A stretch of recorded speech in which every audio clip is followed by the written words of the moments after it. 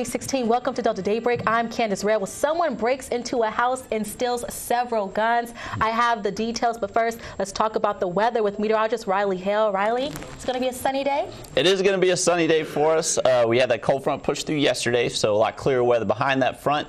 Just going to be a little bit on the cool side. Our high temperature should be into the mid to lower 60s. Then by tonight, we'll drop back down into the mid to lower 40s, but a lot warmer tomorrow. And I'll have that Easter forecast coming up in just a little bit. All right, thanks, Riley. So Indianola police are on the hunt for a person who stole more than a dozen guns. Well, the incident happened last week at a house located in the 700 block of Gresham Avenue. Police say the suspect broke into the house through the front door and stole 13 guns. No one was at the house when the break-in happened. No arrests have been made. If you have any information, call the Indianola Police Department. Indianola police are also looking for a suspect who allegedly beat up a woman. Well, as Azelle Reed Alexander is wanted for simple assault. Police say he allegedly socked the victim in the face multiple times, leaving injuries to her eyes and mouth. Well, it all happened yesterday morning. If you have any details, call the Indianola Police Department. And Cleveland police need your help in finding a missing man. With 32-year-old Curtis Sanders has been missing since February 23rd. Now, according to the report, he was last seen with an elderly man in a red Nissan Altima headed towards Clarksdale. Sanders is described as 5 feet 10 inches and weighing around 135 pounds. He apparently suffers from prostate cancer and lupus. If you have any information, call the Cleveland Police Department. That number is shown there on your screen. Grenada police also need your help in finding a missing teenager. With 15-year-old Monifa Moore has been missing since March 12th. She was last seen at her house located on the Mountain Lane in Grenada. A preliminary investigation shows that the teen could be in Memphis or the Water Valley, Mississippi area. If you have any details, call the police or Crime Stoppers. And a $9.1 million revitalization project is underway in downtown Greenville, where the former Sears, Roebuck and Company store and 3 other buildings located on Washington Avenue are being renovated. The Washington County Economic Alliance made the announcement yesterday. Now, developer Bill Boykin says that the property will be used for a boutique hotel and loft apartments. You can also expect to see restaurants, a craft beer brewery, and a medical service. The renovations will be complete in July of 2017.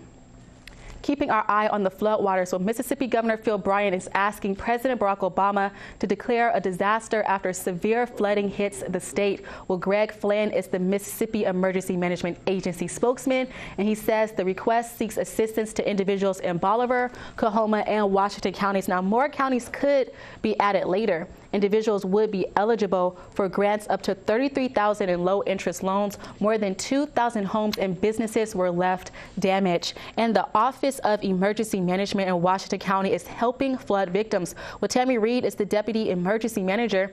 She says the office has more than 100 work orders for cleanup. Now, Reed says the work orders cannot be sent until disaster response groups arrive to help residents and business owners. Now, Reed also says that the Office of Emergency Management is doing everything possible to help citizens during this flood disaster. If you're already acting as a volunteer, be sure to call the Office of Emergency Management to prevent confusion.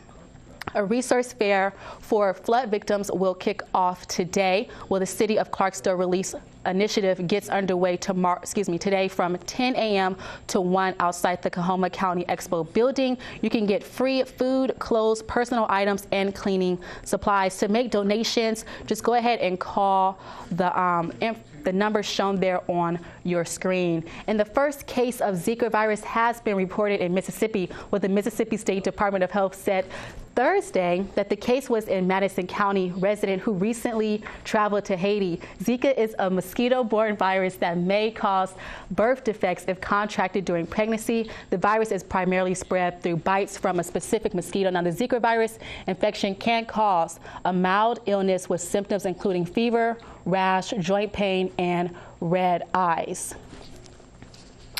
And giving you more local news now, the Mississippi's 2 U.S. senators say that 19 airports in the state will benefit from more than $4.49 million in Federal Aviation Administration grants awarded by the U.S. Department of Transportation. Now, U.S. Senator Thad Cochran said in a news release that grants will help Mississippi communities improve the safety and efficiency of their airports. Now, among the airports receiving the funds actually includes the Greenwood-LaFleur Airport. which will receive more than $670,000 for taxiway construction. And moving on to another story to tell you about here. So a bill headed to the Mississippi governor would eliminate the election of school superintendents after the current term. Well, the House bill passed Senate Bill 2438 with little debate last night. The bill passed the Senate in February, and because the House made no changes, it's going straight to Governor Phil Bryant's office. Now, it will require that all school districts appoint their superintendents starting in 2019. Now, any superintendent position that was filled in the November 2015 election would have to be appointed once the current 4-year term ends. Meantime, some North Delta students right here in, the Delta,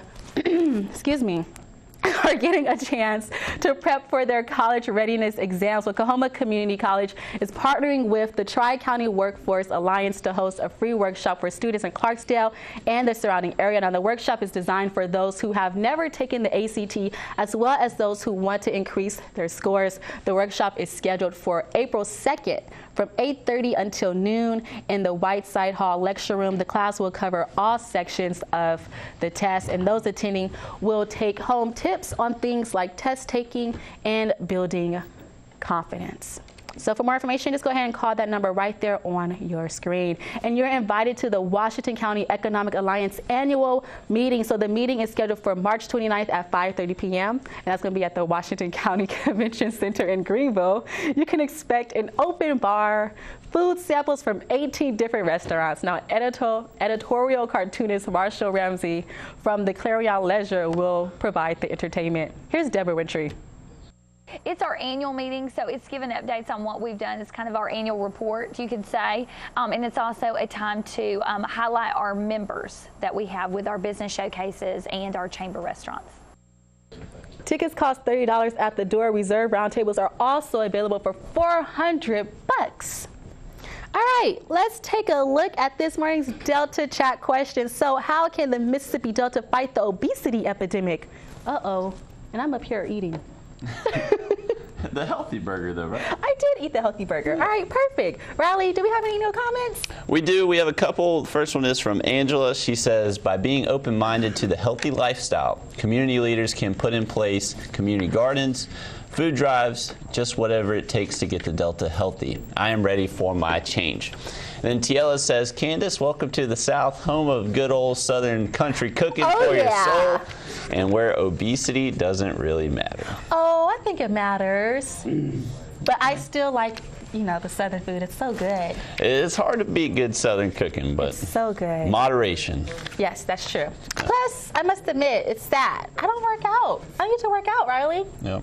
Well, they say it's about 90% diet, 10% how active you are. So it really does go back to what you kind of put in your body. Yeah. Interesting. So what's going on with the weather? A little bit of a cool start for us this morning. Temperatures back into the 40s for us, but just that cold air working its way in behind that front that pushed through yesterday. We should expect sunny skies today, and that will continue tomorrow, but I'll have more on that Easter forecast after the break. All right, and we'll be right back.